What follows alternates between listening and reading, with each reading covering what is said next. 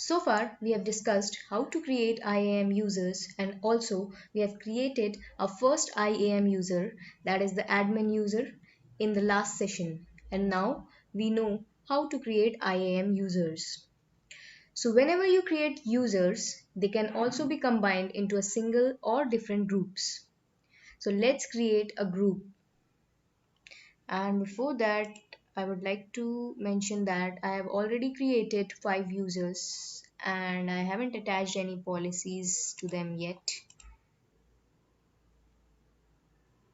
So these are the 5 users I have created: user 1, 2, 3, 4, and 5, and there's no policy attached to them. So we can see that this user does not have any permissions yet, and similarly all the other 5 users. So I've already created the 5 users and I haven't attached any policies to them yet.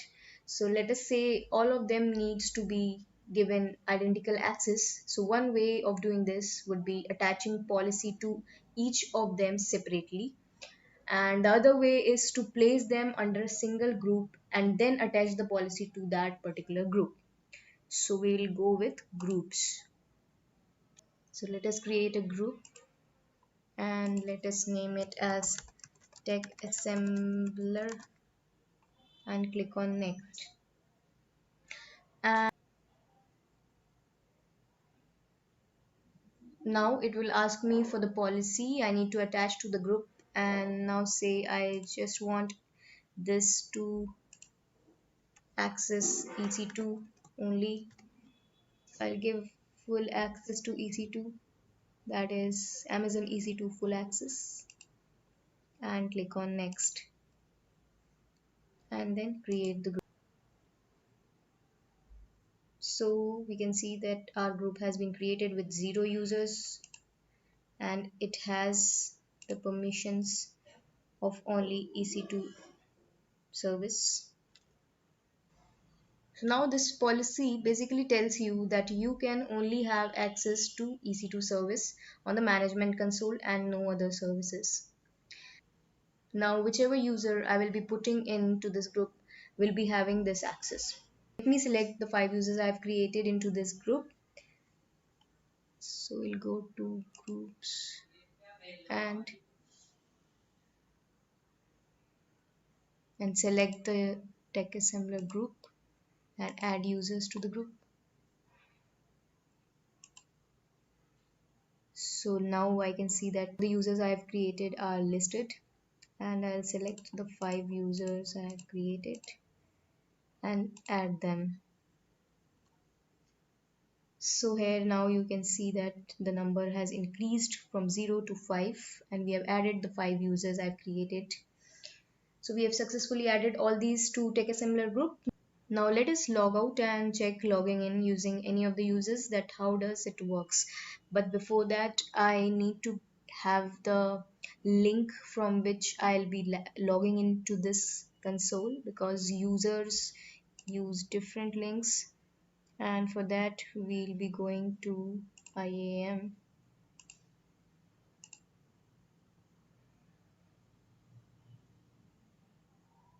And here you can see that you'll get the console link for IAM users. Copy this link and you can now sign out.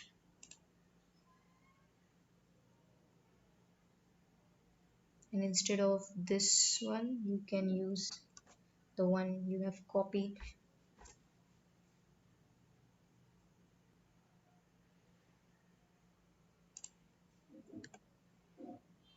Now you can give user 1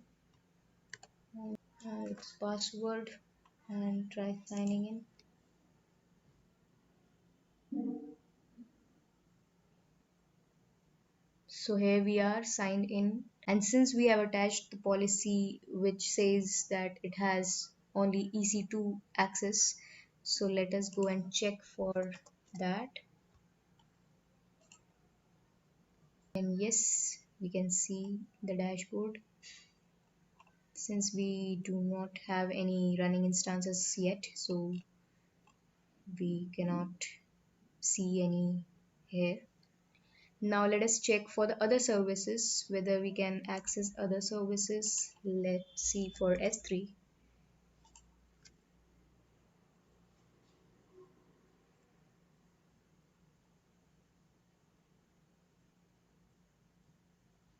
So here we can see that it says that access has been denied for this particular user. So the user only has access to EC2 service and its access is denied for S3. Let us check for any other service. Let me say, let's go for IAM itself. So this user does not have access to this also. See, you can see that we encountered the following errors while processing is not authorized. Okay, so this is how we can create groups and attach a policy to a single group, and you can add users to your groups. Now let's sign out and see what else we can do with groups.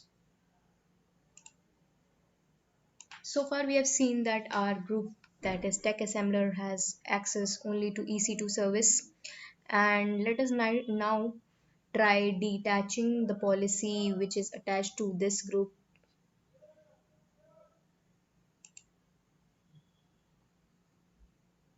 So you can go here into permissions and then try detaching the policy.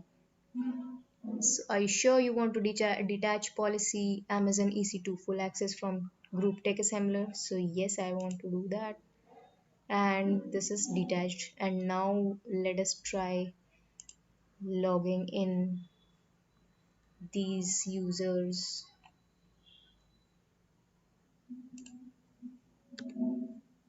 So let's go for user 1, sign in.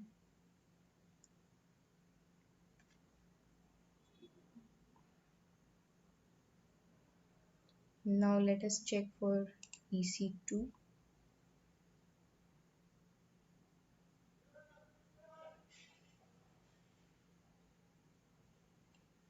And since we have detached the policy from that, so now here we cannot see anything. If we try to access this running instances, then too we cannot see. If we want to launch an instance, try launching it. Okay, so here you can see that you are not authorized to perform this operation, and it means that we don't have access to this service. Now let us check for other services, for example S3.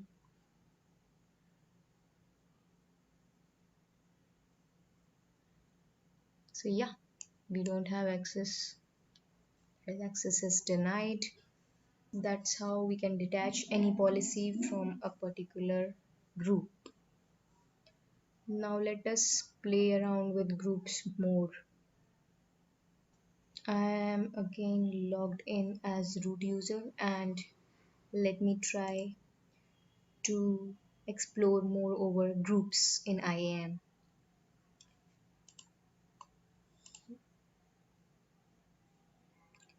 Now we can see that we have already performed the add users action to this group, and let us try removing some users from this group. So you can remove the users from here. See, we can see that 5 users which are present in our group are being listed here, and we can remove any of the user. That is, let us go with user 2 and user 3 and remove them from the list. So we are left with 3 users, and that's how we remove the users. Next we can say we can change the group name as well. From tech assembler I can just say that let me give it developers, and yep, that's how it changes the group's name. And the last option is to delete the group. All users and permissions belonging to the following groups will be removed from the group first. Are you sure you want to delete the following groups? So yes, I want to delete it. Now let us create two separate groups and align all the five users differently into those particular groups. So let me say dev1, which will have access to S3 services,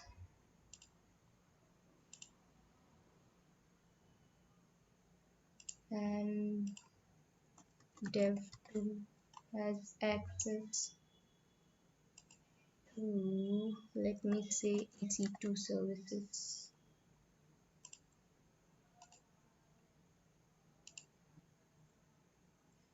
So here we are with our two groups, and let us align our users into these groups. So before that I need to tick which group I need to attach my user to. Let me say that I want user 1, 2 and 3 in my dev1 group, so adding these to them. And for dev2 I'll go with 1, 4 and 5. So here you can see that user 1 is already a part of one group, so one user can be a part of multiple groups.